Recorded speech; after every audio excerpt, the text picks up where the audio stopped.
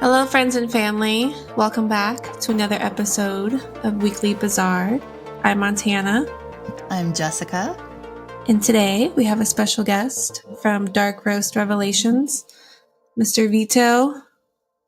How are you? Hi, I'm good. How are you guys? Doing Welcome to well. our show. We were on your show a very long time ago, so now we finally have you on our show. Yeah, it was a lot of fun. Thanks for having me. Anytime. So today we decided we were going to have Vito on and let him choose what story he'd like to tell us, because when we were on his podcast, we kind of did the same thing. We just kind of sat down, told some stories.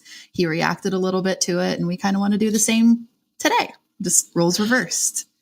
So whenever you are ready to get into it, we are very excited because we kind of talked a little bit before we started recording and got a little teaser. So we're making him start all over again. For the record, I'm here for all the stories. So Yes. Okay, cool.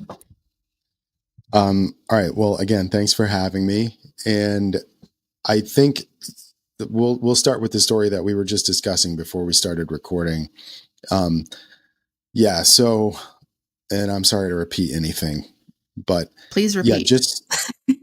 This goes back to I was 9 years old. I was in fourth grade.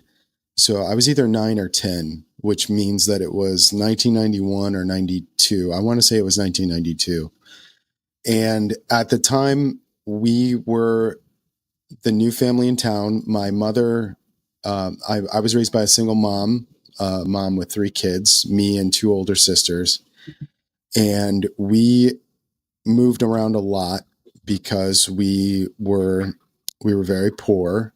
And so what would often be the case was that we would either be too behind on rent to catch up and need to move somewhere else or get kicked out, or an opportunity came up where there was less expensive rent somewhere. So I was always the new kid in school almost every year, wherever we ended up. And it was just something that I kind of adapted to and got used to. But this town in particular, this is a town called West Cornwall. It's located in the northwest corner of Connecticut.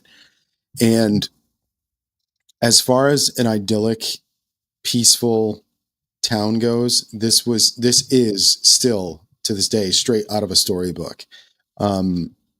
Despite what I'm going to talk about, I think it's mostly a great place to raise a kid. It's really peaceful. The school is small. And everyone was nice there, which was a first for me.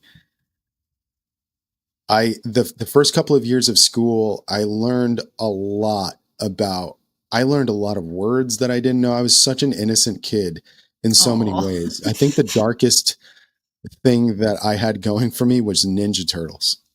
And I took the Ninja Turtles very seriously. I was basically the unofficial 5th Ninja Turtle. And I would talk about that to people. Who was your favorite? Raphael. Oh, same. Really? Yeah. Same. I was a Donatello girl. Raphael was like the moody badass, I felt like.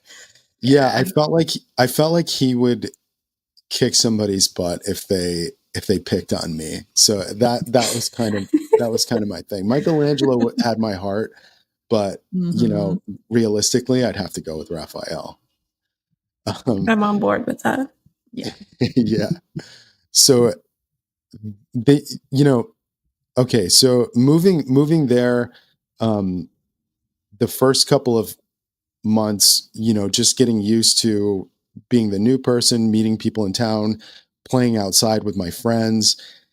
It seemed like the perfect place. And basically this encounter, or whatever you want to call this took place after school one day. So how our life was basically, I had an older sister who was in high school, so she wasn't home most of the time. Her high school was a school that was farther away from us, and she stayed there on the campus. So it would be just me and my slightly older sister. coming home after school, and we would be home alone until my mom got home. And one day, so we get dropped off by the school bus, and like I said, we always expect to be home by ourselves until later on at night when my mom is finished with her second or third job. And Oh my gosh. this one day, which was not it was during fall time, because it was getting dark a little bit early, and my sister and we always basically would go home. I think at the time I wasn't allowed to play outside because I had pushed it to the limit a little bit previously. So my sister was making sure that I stayed inside. This particular day, I was sitting on the couch watching TV, probably one of those like Sally Jesse Raphael shows or something like that. There was a lot of that going around the household at the time. And the phone started ringing, and it would ring and ring and ring and ring. And for whatever reason, I didn't get up off the couch to go get it. And my sister didn't answer it either. So eventually it stopped. We didn't have an answering machine or anything like that. And then maybe 2 minutes later, it starts ringing and ringing and ringing and ringing again. So this time my sister picks up. And as I'm watching TV, we had a really long cord on the phones. The TV was TV room and the kitchen. It's all basically one room, but just a distance from each other. And I could see her face as she was listening to whoever was talking to her on the phone. And I remember turning down the TV, and I'm looking at her like something's wrong here, because her eyes are starting to water and she's breathing really heavily and she's not saying anything. And I think I ask her, who is that on the phone?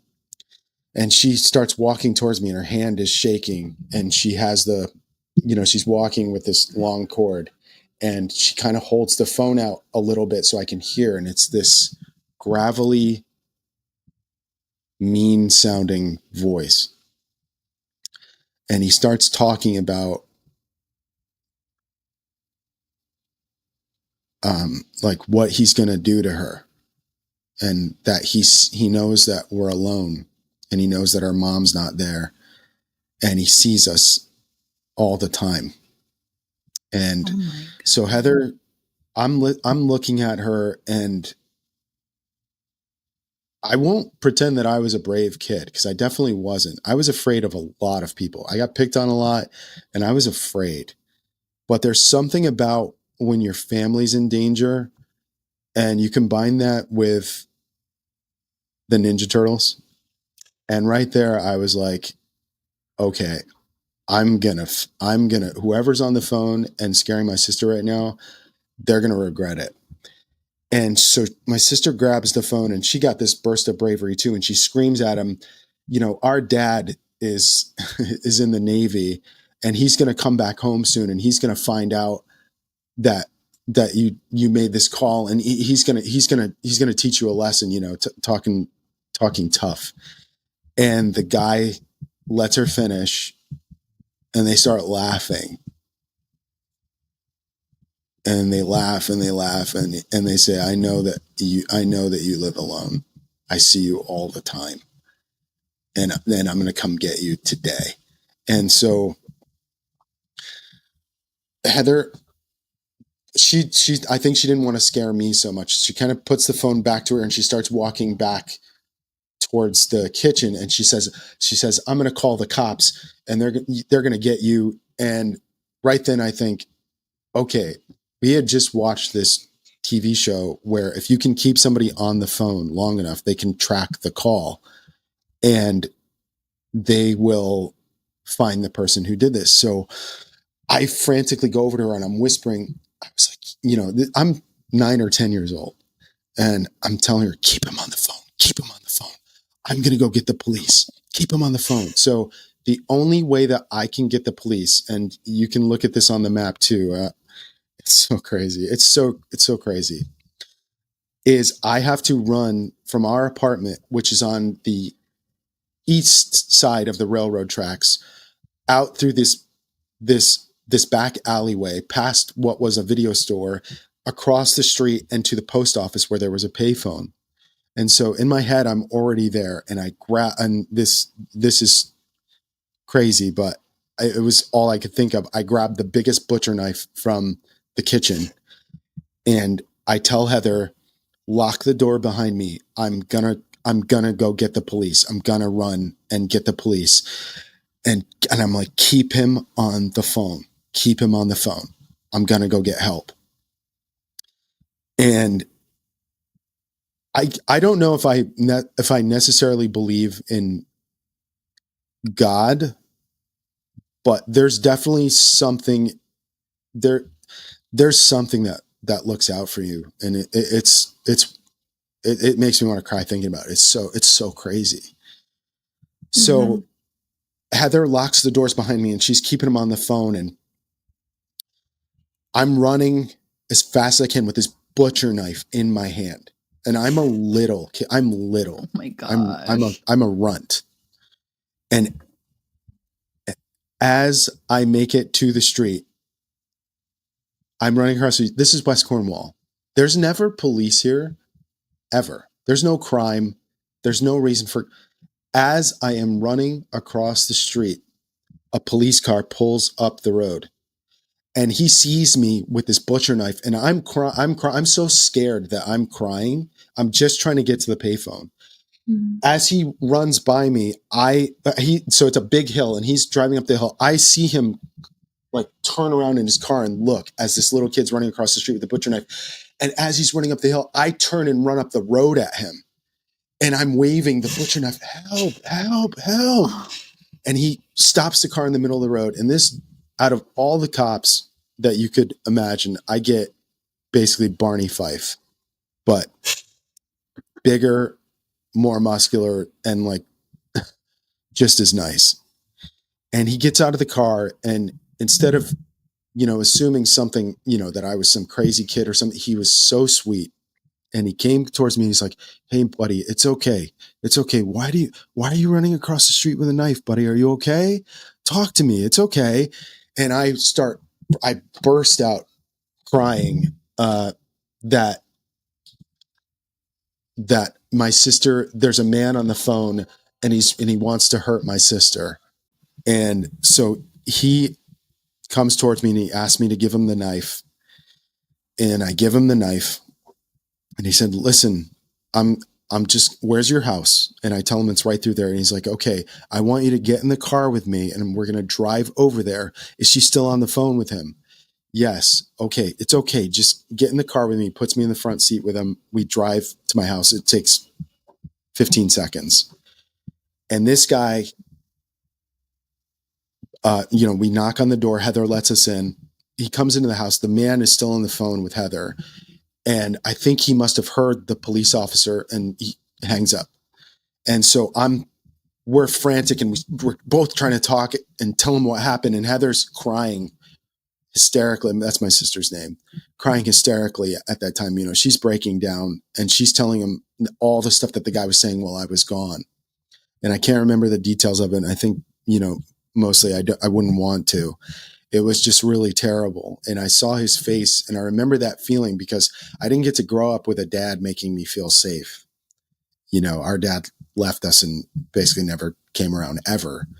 And it was, as strange as it sounds, it was this immensely comforting, beautiful feeling because I didn't have that.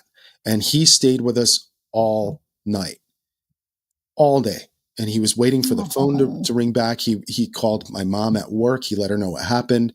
He asked if she could come home. They spoke to the bosses. They let her come home. And he stayed with us, and he was just the sweetest guy. And I'll never forget that. And so how did this person know who we were? Why did they say this stuff? What was happening?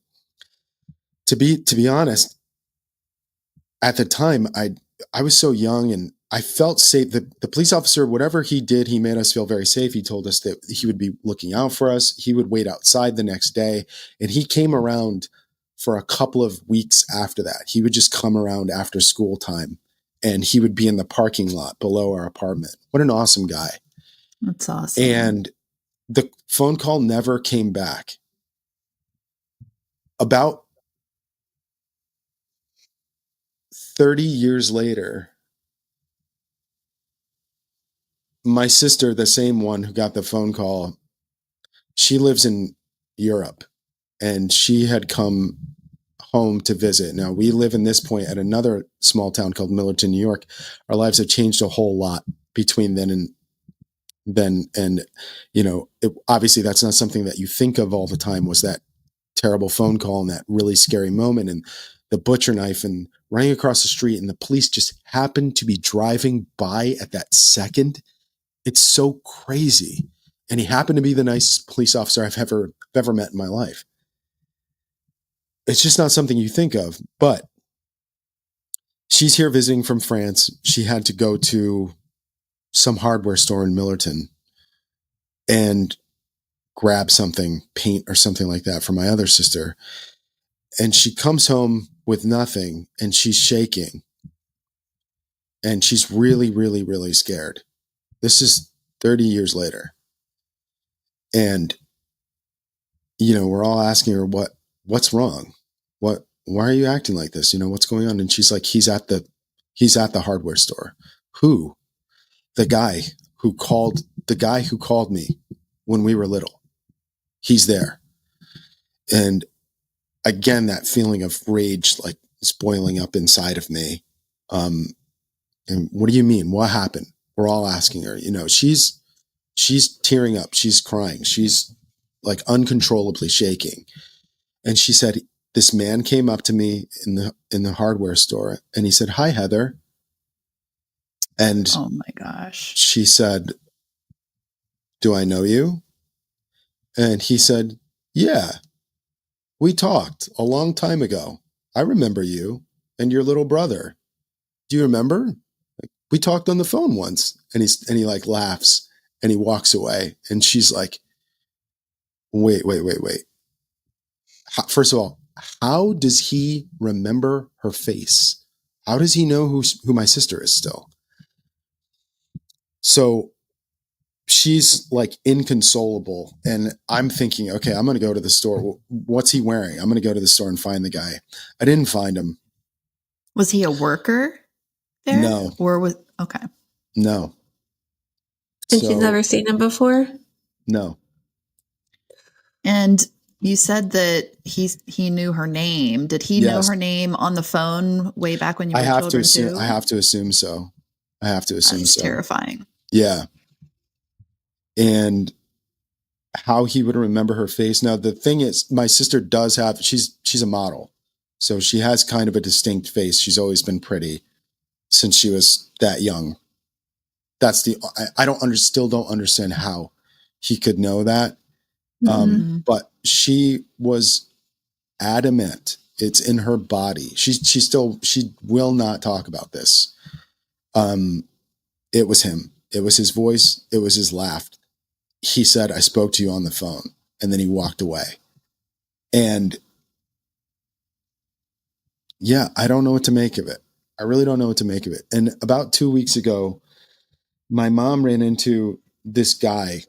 We had some strange neighbors, but strange in like an eccentric way where it doesn't seem like they would be dangerous. But looking back, I know that the police officer asked about the man who lived a door or two down from us. I won't say his name because I think he's actually back in that town now. And I actually kind of want to ask him if it was him. And my mom ran into this guy a couple of weeks ago and he was asking about us. And I don't think it registered with her that this could have been the guy. And he remembers everything about us. Now it's over 30 years ago. And I find that very strange. And I was asking her, well, what was he asking about? She's like, "Oh, he's asking about you, Heather." So crazy as that sounds, still ongoing. I do know where he lives now. He's old. This guy's old at this point. And I kind of just want to ask him. I want to show up and ask him. He happens to be back in the same area, and I know approximately where he lives. And my mom's coming here next week, so I was planning on having that conversation with her. And I know this all sounds very inconclusive and very strange, but it's as strange as it is to listen to. It's as weird as it is to experience, obviously even more so. But yeah, that really happened. Wow. Do you think if your sister saw his face now, like if your mom took a picture or something, she would know that was the guy from the store? Yeah, I think she would.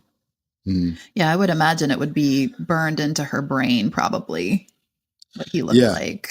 Yeah, I think so too. And he apparently, my mom does these. Sorry, my voice is a little shaky. My mom does these farmers market events, basically, and he showed up at one of them and went right to her. This is someone that, yeah, and this was just the other week. And this is someone that, I mean, obviously their memory is incredible. My mom looks a lot different than she did back then. She's basically a kid. Mm-hmm. So yeah. Yeah. I don't know what to make of that. That's all I have for that story. Yeah. I don't well, that's like a stalker story. Yeah. That is, at first, when you were telling me, I was thinking back, back then prank calling was a huge thing, but that doesn't sound like what this was at all. Yeah. Not at all. And usually you find out through somebody years later, or somebody will come back and be like, I pranked you, right? Or something. Somebody will brag about it, or it's meant to be funny. Mm-hmm. This wasn't funny, and it was very sinister. And the police officer, for whatever reason, they could not trace the call, which sucks. But if it was a prank call, I think it would have been a lot easier to find out. But whoever did it, I think they knew how to cover their tracks. And again, this is 92, 91, something like that. So there's nobody really using internet for reference points on how to do stuff like that. But I don't want to infer too much. It just, it is what it is. That's what happened. Yeah. Yeah. There's not anything much scarier than feeling like somebody's watching you. That has to be something that you think about all the time. I'm sure you both probably were thinking that all the time after that happened. Like, is he watching me now? Where is he? Can he see me now? That's so scary, especially as a little child. Yeah. Yeah. Wow. And him knowing specific details that I'm sure it's pretty easy to figure out, but that it was just us, we were alone all the time. So yeah, but it's just one of those things. The 90s were a different time, a couple of weeks later, not even thinking about it, outside playing with your friends. And that was that. It never occurred again. So. Well, that's good. At least. Yeah. That it kind of left you like that. I don't think it would have happened like that for me. I think it would have ruined my life. I'd be like, every corner, I'd be like, oh my God, is he back there? Is he back there? Yeah. Some level of paranoia is probably good for us. I think it's okay. Yeah. But yeah, so I have another story for you that is not true crime. It's not true crime, no, but there is a twist ending that you might enjoy. Okay, so this one takes place much later in time and at a different point in my life. I'll give you some background because I think it does, like, the context is pretty important about why I would even be in this place. So I was born in Virginia, but I was raised in New England. Again, we moved around a lot when I was a little kid, but around 96 or 95, a couple of years after that incident that I just talked about, my mother remarried. And so I had a stepdad in my life, which didn't turn out so great. We were in a really, I consider it a cult. I don't mean to insult anyone, but I've been in it. So I think I have the right to say it's kind of a cult. We were Jehovah's Witnesses growing up. And when I was younger and my mom was single, it was a lot easier. My mom she was always really cool and not like the other Jehovah's Witness parents. She wasn't as strict. She was easygoing on us to a certain degree. And once she got remarried, I wanted a dad so bad that I was willing to become whatever to just have a dad was all I really wanted for some reason. And so he was very strict and abusive in ways, psychologically, physically, doing like you get punished physically for things in ways that are, looking back now, I'm like, who does that to a kid? Like whipping your hands with a belt type of thing. And then you can't write. Like in school, my hands would be so swollen, I couldn't write. Anyway, he wasn't a nice guy. And it's funny how that turns out. So this guy who's so super strict, religious, knock on doors on your weekends, any time that you have off should be spent studying the Bible, praying. It turns out about 8 years into their marriage, he starts having an affair with a childhood friend of mine, someone who I literally grew up with, who was basically my third sister. And the pain from that and the irony from that is so, that religion is so strict. And he was the very, on a scale of 1 to 10, 10 being the strictest, he was an 11. And this guy was the biggest hypocrite ever. And he's having an affair. He kicks my mom and I out of the house. I have nowhere to live. So for the first time in my life, I'm homeless. This is the end of 2002, and my mom is homeless too. And he goes full psycho. So we had nowhere to live. And my mom at the time was borderline, very close to wanting to end her life. This was a really, really tough thing for her to go through. And it was really tough to see her go through. My reaction was more rage. And because I'm just so hurt, like that kind of betrayal and the 180 in his personality. It's a marvel, really. It's if you wrote this in fiction, people would think, no, that someone can't become that way that quickly over being found out that they're having an affair. But it's true. It's straight out of a novel. It was terrible. And so we were in a situation where I was couch surfing, staying on different people's couches, and my mom got invited to stay with a friend far away in Michigan. And she took them up on that because she wanted to get away from basically this pain. Because this guy still went to that church. They're called Kingdom Halls. He still went there. And not only did he still go there, so he's an outcast at this point. He still sat in the front row, right? That's the kind of ego. I'm sorry to interrupt, but don't you get shunned in a way with certain behaviors? So, yes, there's a process called disfellowshipping, where if you're unrepentant for your sin, you are disfellowshipped and you're basically treated like you're dead. People can't even say hi to you. You would get in trouble for interacting with that person. And so he was disfellowshipped very quickly after, very publicly, and he would still go there and sit in the front row. So when we would go there, he knew that he was doing that. It was very painful, and it was awkward in a way that you could only understand if you were in it, I think. And, for anyone listening who doesn't really understand that, hopefully you never have to. But so she gets invited to move to Michigan, and she takes this person up on that. This is someone who we've known for a long time. And I drive her out there with a friend of mine, and we drop her off at this place in Michigan. I think it took about 2 days to drive through Canada and get there. At the time, you could take that route. And I go back home because it's all I know. It's the only friend base that I really had. And I thought, okay, well, I just did my mom a huge, solid because I'm getting her away from this situation and I'm protecting her by getting her out of here.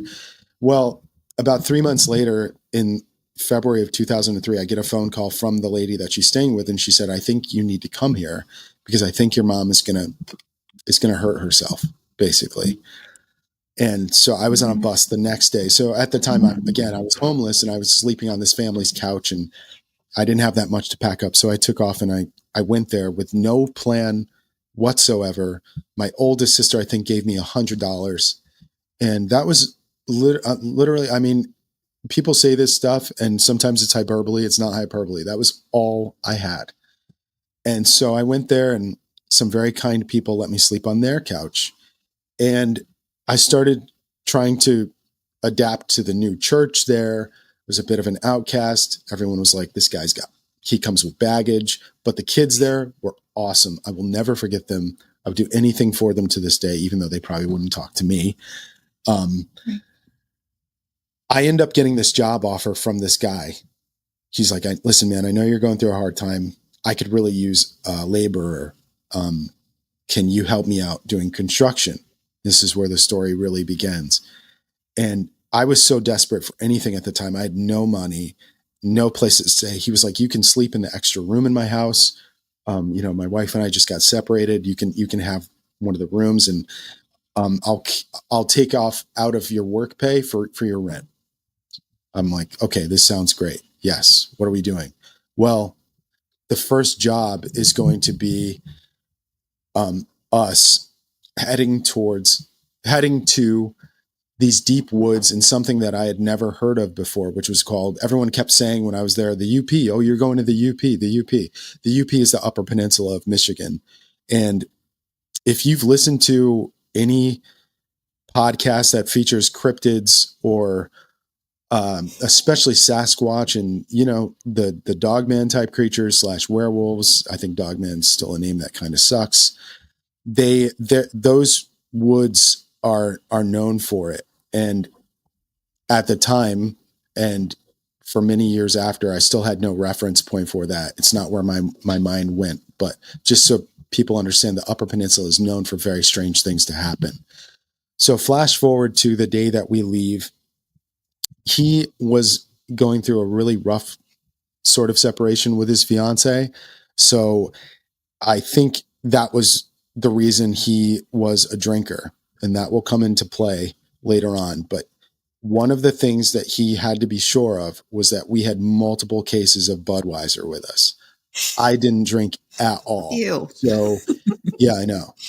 I didn't drink at all. So they were all for him, and he knows that. We're supposed to be in the Upper Peninsula for, I think, over a week. And the job assignment, as he explained to me as we're driving up there, and was that we were going to build this security booth for the park rangers. And where we were going to be heading into was basically these kind of back roads to this place where we were going to build that booth. And him and I were going to camp out in the middle of the woods and day by day build this security booth. So I'm fine with that. Whatever. It's the job at this point. We drive. Now, we lived in a town called Gaylord, Michigan. It's close to another town that's popular called Petoskey, I believe. So I think it was a 4 or 5 hour drive. It was a very long drive to get there. And I remember when we got there, we're greeted by, I think, this park ranger who just wanted to give us a heads up. He knew what we were doing. And he told the guy I was with, I'm just going to use his name. I don't care. Graham. He told Graham something about being careful because there were some kind of animals were getting into people's stuff. And I didn't really pay any attention to it because I didn't know to. And also, like, what are we going to do about it at this point? I'm homeless without this. So let's go to work, whatever. So the first day we get there, we unpack, we have our tent set up. The guy told us very specifically, don't leave any food outside of the tent or bring any food into your tent. And the first night goes by fine. The second night, we finish a long day of work and we're sleeping in this tent. So it's a big tent. Grandma's a tall guy. I'm sleeping with my head where his feet would be facing, and he's sleeping the opposite end. So like left and right on the tent. Mm. And the reason that it's so easy to remember is because I've been having a reoccurring dream since I was young, and it's the same dream every time. And in the dream, I'm walking through the middle of this town called Pine Plains, New York, another small town. And at some point when I'm walking through this four-way stop, I look up at the stoplights and I get sucked into the sky. And every time I have the dream, I can feel it. It's like I can feel myself getting sucked up. It takes your breath away. That was the dream I was having when this Ugh. next part happened. So as I'm getting sucked into the sky, and this is where the dream becomes lucid too. Like I'm aware of the dream at that point every time. That's exactly where it happens. As I'm in the sky, so where I'm sleeping in the corner, my head is in the corner of the tent. His head's in the other corner of the tent near the entrance. Mine's in the back. In the dream, I hear this growling emanating from the top of my head. And I'm thinking in the dream, oh, something's growling at me. I should wake up. Like something's growling at me. And as I wake up, and it's like whatever was there knew I had just woken up. And as I open my eyes, something's going, smelling like the top of my head. And as I wake up, it roars, not growls, not bellows. It roars like a lion into the top of my head. It's like, and it holds it for a few seconds. And I'm absolutely frozen in fear. This thing is pushing into the tent. And so it's like its nose is on the other side, or whatever it is on the other side. And I can feel it right there. And so I'm just laying there as still as I can be. And I remembered that so this was my thought process. I remembered that Graham had eaten some Nutri-Grain bars in the tent that night. And so, Damn it. Yeah, exactly. So I'm like, oh my God, I'm going to die because this guy couldn't just bring the Nutri-Grain bars into the truck and throw them out there or finish them there. And I'm just laying there. And I had a little hammer that I brought into the tent, like a just in case hammer. I don't know what I was going to do with that thing, but this was it. And so I'm gripping the hammer. I'm still laying still, but I'm gripping the hammer as tight as I can. And I'm thinking, okay, when it comes into the tent, I'm going to just try to hit it as hard as I can, but I'm going to die here. And I didn't get to say goodbye to my mom and my sisters. Aww. And I felt so awful. It was just the most awful feeling. And I didn't want my mom to know. Like, she was already going through enough. And I was just thinking, she's going to know that I came here for her and that I died like this. And I didn't get to even say goodbye to her. And it really hurt. It was like, It was so painful to think about.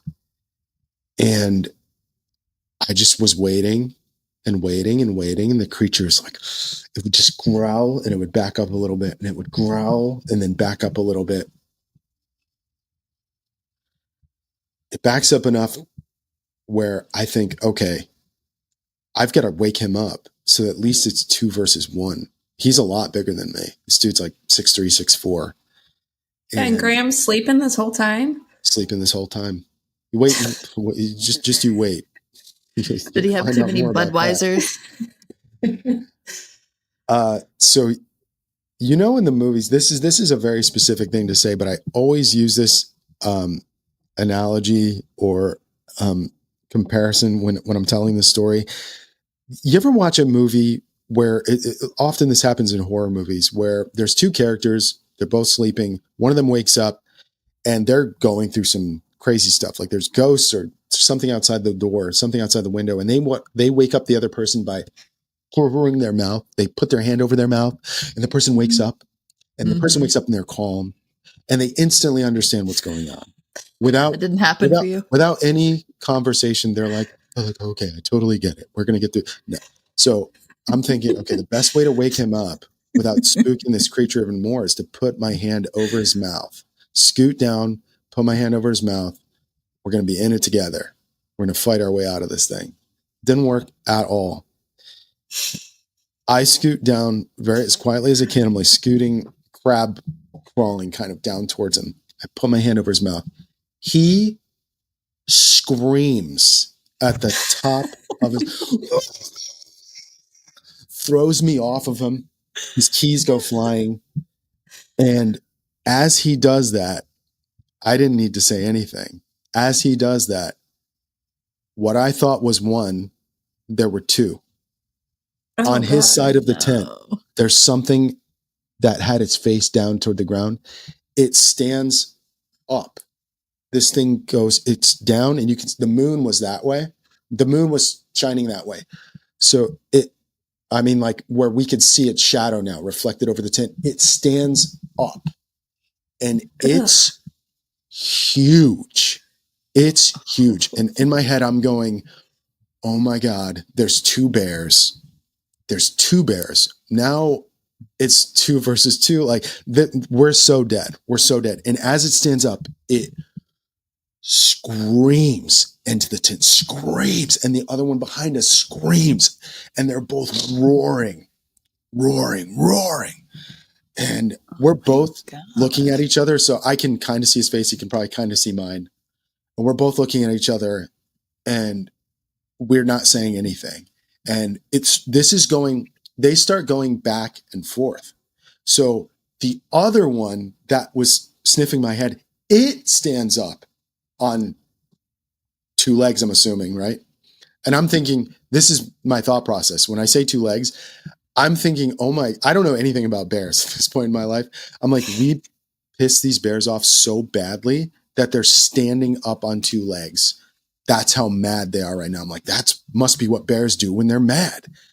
And they're going back and forth. One would growl and scream and roar, stop. The other one would growl and scream and roar back at the other one. And I'm like, oh my God, we are so dead. They're I probably wonder just if they trying were to a figure out. couple. What's that? I wonder if they were having a couple's quarrel. Right? It wasn't a pleasant conversation, whatever it was, probably complaining about the my Nutri-Grain gosh. bars. Talking about crappy food. And so they keep going back and forth, and Graham and I are just looking at each other. And then the one that's closest to him stomps. And then it stomps again. And then it stomps again. And it's walking Oh, on that's 2 not a legs, bear. Mm-mm. outside of his part of the tent.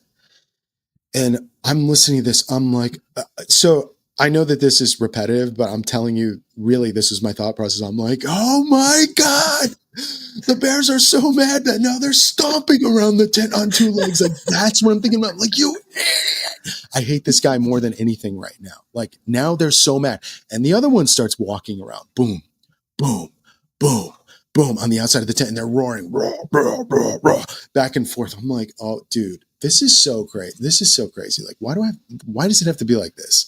And part of me is just like, I just want this over with. Either I'm going to try to escape and get underneath the truck. Terrible idea. Or whatever. We're just going to die. And Graham, he's stumbling around. He's kind of quietly going around the tent, and he finds the car keys that he lost for a second. And he whispers into my ear his master plan. And he goes, I'm going to set the truck car alarm off. Okay. I'm going to set the truck car alarm off. That'll scare him off. And I just think, okay, it's better than my plan. It's better than hitting them on the nose with a hammer when they come in to maul the me to hammer. death. And so just to understand how big his truck is, I'm 5'8", so I struggled getting into it, obviously, but it wasn't easy for him either. He was a lot taller than me. It's one of those huge trucks with a huge step up into it, which you needed to get through where we were because it wasn't even a paved road. And he sets the alarm off, and this was another thing that is it's like burned into my brain. He sets the alarm off on the truck, which is loud, by the way. So just to describe how the woods are there, I feel like I didn't do a good job of that. Where we are in the Upper Peninsula of Michigan, we were in the middle of actual nowhere. When people say that, they would understand if you've been there. The trees, I'd never seen a forest like this in my life. It's so intimidating. The trees are huge and they're kind of clustered together in a way that it's like sound cannot escape from there. If you screamed for help, no one's going to hear you type of thing. It's like the trees are just set up to muffle and choke out any signs of life. It was wild. So dense and so intimidating, those woods. And meanwhile, the water is right nearby too. So it's a very, very strange place to be. But the sound of that truck alarm going off, it was like you could feel it encircling us. It was very loud. And I think most animals would be scared, and we thought so too, because the moment he set that, the moment he set that truck alarm off, both of them, this is while they're stomping around into it, they stop and you can feel them turn towards the truck, and they're like growling at the truck. And so a few minutes go by and he turns off the alarm. And as he turns off the alarm, they scream, they turn towards the tent. They don't turn towards the truck. They turn towards the tent and scream. So they knew that you had done that. They were aware. You did it. Yes. I didn't think about that until years later. And I'm like, okay. I'm sorry. And something else. Okay. This is what I missed, and I apologize. As the alarm is going off on the truck and the two creatures are growling at it, they walk towards the truck, and you can hear the truck going like one of them was pushing on it. Yeah. Sorry. That's an important detail. And as soon as the alarm went off, they both turned towards the tent and screamed and growled, roared into the tent. So obviously at this point, you know what I'm thinking. I've already said it a million times. I'm like, okay, they're just going to come back in here now and rip me to shreds. This sucks. This is it. And over some damn granola bars. Over some Nutri-Grain bars. Or Nutri-Grain bars, even worse. there's like a slight there were some clouds I think that came in, but it was still bright outside. But there was like a pitter patter of rain. It was muddy.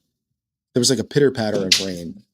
And the rain got maybe a little bit heavier at that point. And the creatures just stay there. And I could hear them kind of turn towards the cooler that Graham, by the way, had left outside, stuck in between these two trees. What a gem. On this like tree stump. And so I kid you not. He turns to me and he goes, if I'm going to die, I'm going to die in my sleep. I'm going back to bed. He goes back to bed. I couldn't believe it. I couldn't believe it. And I sounds like my partner. Like maybe the best companion. It's not like he was panicking, like, maybe I should give him some credit there. I don't know how he could do that, but he did it. He turned off whatever, or maybe the beer turned it off, but whatever fear you should feel at that point, it was not present in this man. And so he goes back to sleep, and I just sit there. At that point, I'm laying like Nosferatu, just sitting there with the hammer clutched in my chest, and my eyes are open, and I'm just waiting for that moment and feeling sad for my family. And I can hear them kind of on the outside, but then it's quiet for a long time and the pitter patter of the rain. And eventually, thank goodness, the sun starts coming up and it's bright out. And Graham wakes up around that time and he talks to me and he's like, are they still there? And I was like, I think so. I don't know. I haven't really heard anything for a while, and I'm like, okay, we're going to get out of the tent. We're going to run to the truck. But as we open the tent, there's nothing there. They're gone. This is so weird. So these creatures had opened up the cooler and taken out the food. So we had those Nutri-Grain bars. We had Captain Crunch, I think, some other sugary cereals, a bunch of boxes of those, beer and meat. And that was it. They they opened the packages of meat and ate all of the meat. They touched none, zero of the Nutri-Grain bars, the cereal, anything sugary, nothing. But here's what else they did. This is incredible. He had several cases of beer. I think, let's say at least two. Because I think he had gone through one already. And Clearly. they had every single beer can was bent like in half with a hole punctured in the center of it and empty. Weird. Every single one. Yeah. And they like beer. Asked, what the hell? I've been asked before, did I hear them do that? And the answer is no. And I don't know why, but I don't remember hearing them doing any of this stuff. They were all strewn throughout the ground, and the cereal and the candy bars and anything not touched, not opened, nothing. They didn't touch it. Just the meat and the beer. So we felt so relieved at that point. I did. Anyway, he slept through most of it. So I couldn't believe it. I'm like, these bears drank all the beer and ate all the meat. This is the weirdest and best case scenario, right? This is amazing. And again, now in retrospect, it sounds like I must have just really not been paying attention. But the truth is, I was so scared and so desperate at the time and going through a lot of other stuff in my life where I just didn't think twice about it. I didn't realize how scared he actually was, because this is how scared he was. We left that job site that day and we never came back. He didn't finish the job. He just left. And he wouldn't talk to me about it at all. He didn't say anything in the car. Nothing on the way home. I'm like, okay. My mom was friends with his parents, and she told me recently, because I brought that up to her probably a year ago, when I say recently, and she said, yeah, he was really scared by that.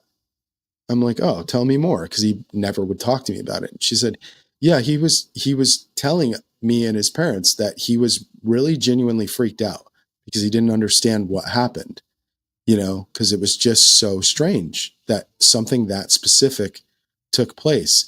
And then I'm thinking back, I'm like, yeah, we left the job site. We never went back. That was good money, especially at the time. And yeah, so he never discussed it. And then why would I bring this up? So I once in a while I tell that story thinking about these two weird bears with this strange, very specific addiction to beer and people campfire meats.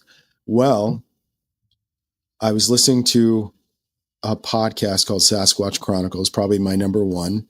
No offense to you guys. It's okay. None taken. And these people go on the show, and I couldn't believe what they talked about. They start telling this story about the summer of 2003, which is when this took place in the Upper Peninsula of Michigan, which is where this took place. And they had been camping in the woods, and the husband thought he saw these two creatures kind of stalking them out on two legs during the day or something like that, and tried to ignore it.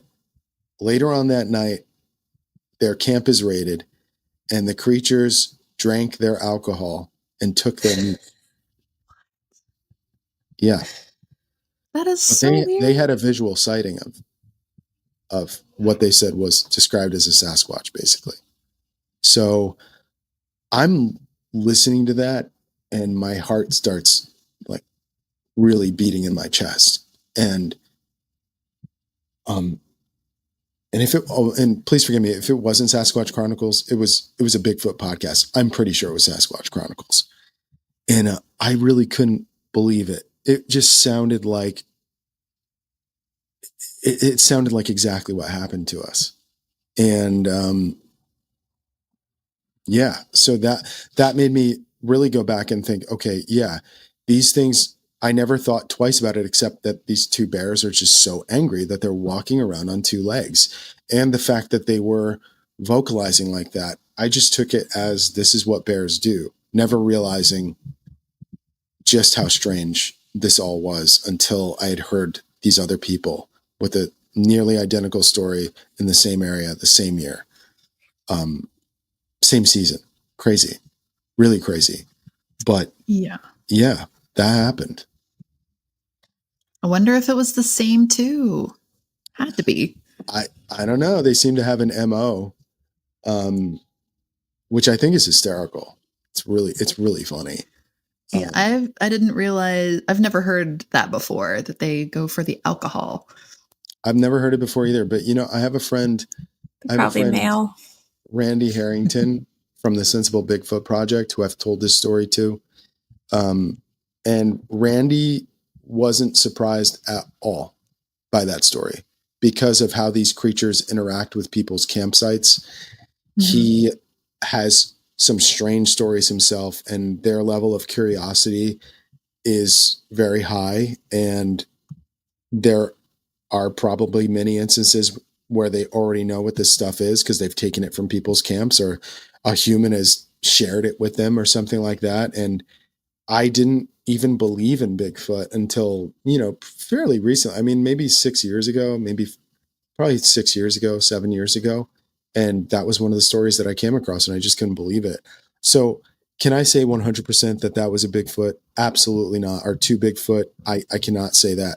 And I wouldn't. But it seems that way.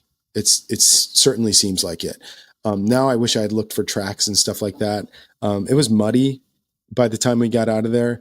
But yeah, that was nothing. That wasn't part of my thought process. My thought process was let's go. Like, if you're saying let's get out of here, let's get out of here, because I thought we were going to die for sure.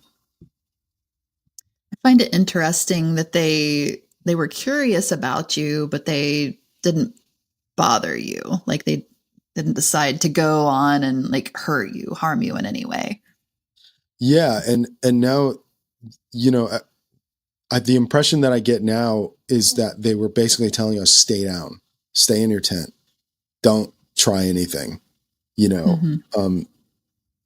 We're about to have some charcuterie and beer, and we don't want to be bothered by you guys. So stay in there.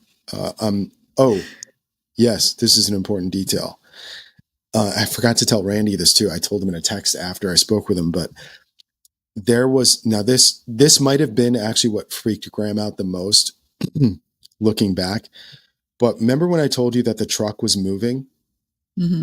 Mm-hmm. Yeah. So I'm telling you, the cabin, the top of that truck, you would have to climb on it to be able to touch the top of it. There was a smear of a thick smear of mud on the top side. Like, I remember it was shaped like I don't want to infer anything. It was kind of oval shaped, I'll say. So it was like something had put itself on it and pushed it, turned to the side per se and pushed it. And I remember thinking, whoa, that bear was huge. I remember thinking, I'm like, whoa, it reached all the way up there. That's crazy. So yeah, that's another detail that doesn't escape me. Well, here's why I don't think it's bears, because for someone that camps a lot in the middle of nowhere, you don't leave your food in your tent because of bears and stuff. But you're in Michigan, you got black bears, right? Black bears are skittish and they run. So they would have ran if it was the alarm going off. They probably would have ran with Graham screaming his head off. And I mean, bears do stand up on hind legs. It's almost like a threatening you type of position, like back down, but they don't walk around on two legs. Yeah. Because really, it's just like, because grizzlies are usually the ones that will attack, like for territorial reasons, or if they're hungry and stuff like that. But I don't know.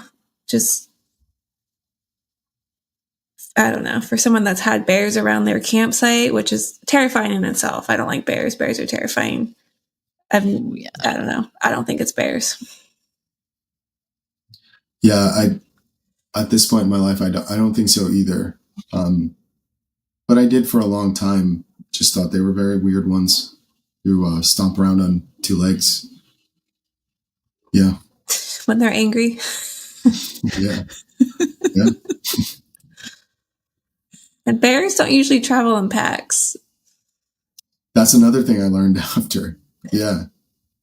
It's usually just mama and babies. Cooperatively is not really a thing.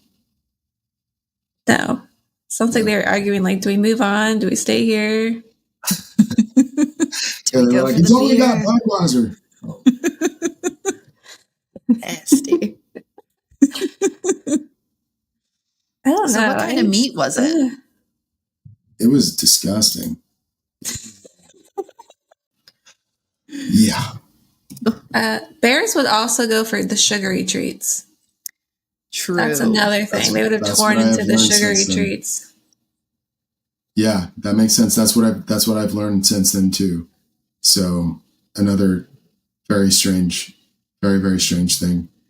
Yeah. So when did you start thinking that it was a possibility it could have been something other than a bear? It was only when I heard that podcast. Really? Okay. Yeah. It was only when I heard that podcast. But like, think about it. That was, you said early 2000s or like late 90s. 03.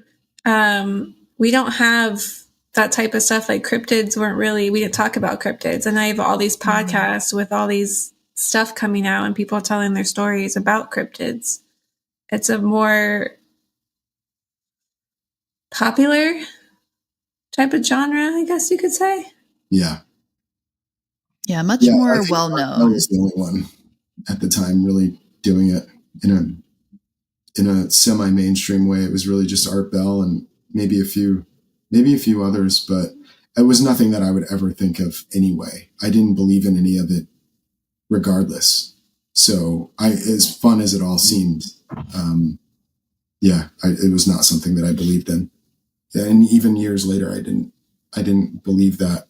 So yeah, it's a story I end up telling a lot because it has kind of a fun twist at the end, but living through it at the time, you would never imagine. One day I'll look back at this and laugh, that thought would never cross your mind. So I would have shit my pants. I'm honestly still amazed that he was able to go to sleep, like even after you found out that he was scared. Like, how do you go to sleep when you're that scared? I could not. I would have hit him with the hammer to keep him up. And then offer him up to the bears. Yeah. Yeah. He's the one who brought the Nutri-Grain bars. He could have just been upset about the beer, to be honest. He was probably just upset that the beer was gone. Yeah. It's better beer choices.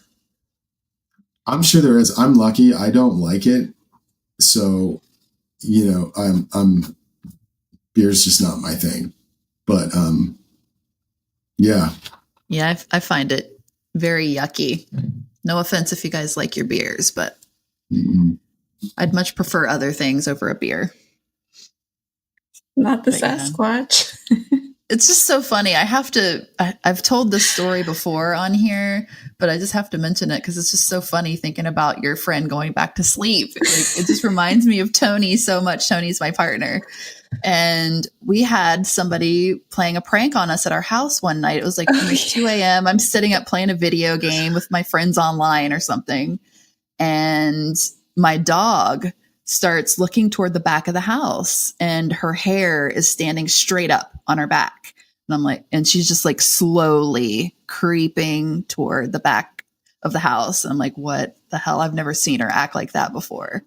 So I get off the mic and I go, I'm like, okay, I got to see what's going on. And as soon as I go around the corner, we have a back door that has a window in it. And I saw a dude standing there. And she's like growling and I'm like, oh my God, what the fuck? And excuse my language. But, and then as soon as I saw him, my front doorbell rang.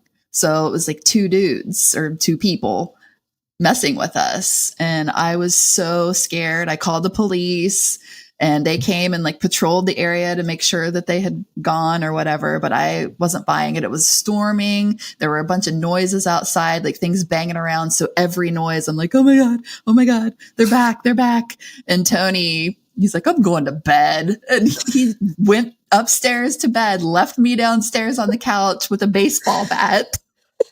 I'm like, I'm not going anywhere. They're going down if they come in this door. But yeah, I'm like, how can you go to sleep? What the hell? Yeah, that's crazy to me. Was he just confident that it was harmless? Oh yeah, he's so like, it's so hard to ruffle that man's feathers. It's crazy. He's just like, everything's fine all the time. And I'm like, nothing's fine ever. So yeah. But luckily my son kind of takes after him and he calms me down too. He's like, Mom, let's not make a big deal out of this. It's going to be okay. Yeah.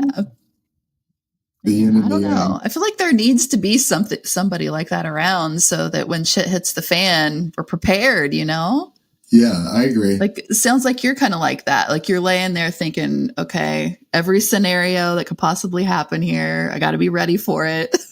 Meanwhile, Graham's sleeping and snoring. I'm on my own. Yeah, I mean, I just wanted to not, I mean, it just sounds like the worst way to die. I mean, this is why I stay out of the ocean. You know, I don't care what anyone I hate the ocean. Hate it. It hates you too. It hates you too. The last time I was in the ocean, I was convinced I stepped on an arm and I promised myself I would never get back in. Oh, I still don't know what it was. The fact you can't see what's underneath you is what I don't like the ocean. Yeah. No, thank you. Listen.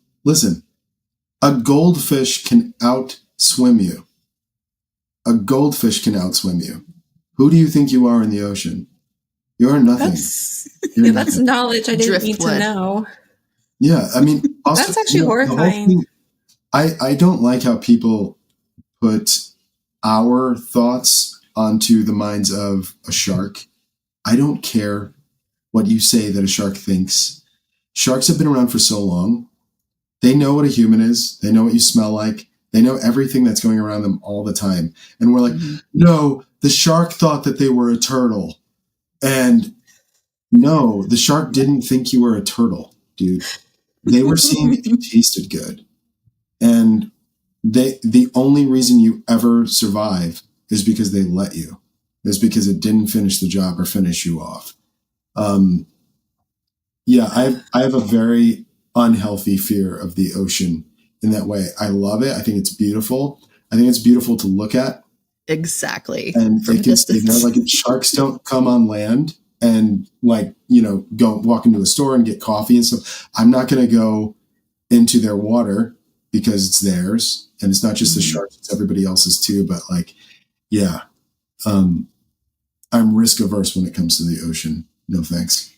Yeah. And if you think about like ancient beasts on this earth, like elephants, for example, and their level of intelligence, and they literally have like funerals and things for for their loved ones that die, and they go back to where they died to visit like every year or something. Like, think about that level of intelligence, but in the ocean. That's pretty much what a shark is. Like, they're probably down there having funerals for each other. Like, who knows? No, thank you. Yeah, no thanks. I don't want to find out anything else about. I am fascinated by a lot of those creatures, and I know maybe a little bit too much about them.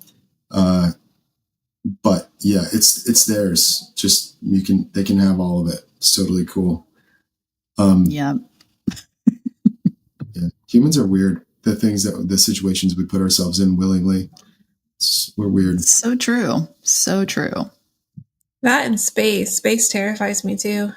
Me too. Yeah. Yeah. Have you guys heard about those little, I think they're called tardigrades, that they can survive any like open space? Yeah. It's crazy. Mm-hmm. You go ahead and do that. They're super. Have you seen them? Have you seen one like zoomed in on? They're really cute. Oh, really? Yeah, they're called. Wait a minute. Yeah, do they kind of look like manatees a little bit? Yeah, a little bit. They're like chubby little. Yeah, they are. A manatee is a good way to describe it. Yeah, they're really cute. Yeah, I think I have actually. Yeah, crazy. I have no idea what you guys are talking about. You have to look it up. It's fun. Yeah. Yeah. I don't remember where I saw that initially, but the world's toughest animal, basically. Maybe that and honey badgers. They're tiny, tiny, tiny little things. You can only see them with a microscope, but they're an actual little being, you know? Yeah. They're Tough cool. little suckers. Well, I hope the stories fit your show. I hope it's an okay fit for your show. Oh, it's perfect. We talk very about much so. Anything over here. But thank you for being on. We really, really enjoy your company, and hopefully you can come on again and tell your longer story next time. Sure. Yeah. If you want that, just let me know, and I'll definitely come in and talk about that with you. It's pretty creepy. It's very creepy. Yeah. We like that around here. Yeah. So where can we find you if we'd like to listen to some more of your stuff? Where can the people find you? Oh man. I have a little show called Dark Roast Revelations. It's on Spotify. It's on iTunes. It's not little. Radio.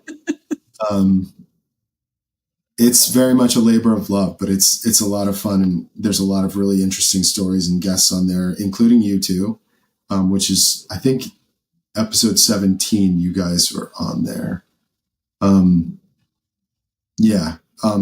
I just talk to people about their real life cryptid encounters, ghost encounters, and occasionally we just tell some scary stories on there. There's episodes like that too, but as long as do you have a favorite from the show. A favorite episode? Yeah, or like someone's story really got to you the most. Yeah, it's truly remarkable, and it's one of the most unlistened to episodes, which is so crazy to me. It's called The Presence. I think it's episode 18, and this really sweet woman named Tyree came on the show, and I thought she just had a couple of kind of paranormal stories to share. It is one of the most incredible stories I've ever heard in my life. And by the way, it's just scratching the surface. She sent me an email with all the stuff she didn't talk about. And what a lovely woman. And it is ongoing, things that she's going through. It starts off almost innocent in a way. And it's like, oh, it's a typical haunting story. No, it's nothing like that. It's really something. It's really something. And I'm sorry that whatever this is follows her family. But Ooh. It's crazy, man. One of those. That's one of my all-time favorites, and the first episode, it's very rarely listened to, but it's really incredible too. But anyway, yeah, it's a fun show. It's a fun show. Yeah, Dark Roast Revelations. Be sure to check Vito out. Are you on any social medias? Only. Have you upped your game yet? No. I should be on Instagram, and the really, really amazing human being who puts my show, who finds guests for the show and helps me out in that way. Jennifer, she's been telling me to do it for a long time, and I just haven't done it yet. Instagram's hard. I'm on Twitter. Yes. But we don't tweet that much. I'm on Facebook, but I'm like 12 episodes behind on there. Listen, if you like the show, just follow it on Spotify. There hasn't been a new episode in 2 weeks because we were traveling looking for a new home. But now I'm back and there's a lot of really great stuff on the horizon. But yeah, thanks for asking. Awesome. Looking forward to listening. And rate 5 stars. And rate 5 stars, yes. Thank you very much. Thank you. Well, guys, thanks so much for tuning in again for another week. We truly appreciate each and every one of you. You can find us on all the social medias at Weekly Bazaar Podcast. You can email us with your stories or anything that we don't know about that you'd like us to talk about at weeklybazaarpodcast@gmail.com. You can support our work at patreon.com/weeklybazaar. $5 a month really keeps us going. We really appreciate it. And yeah, remember, if it's weird, we're going to talk about it. Bye, guys. Bye, Vito. Thanks for joining us. Bye. Thank you so much.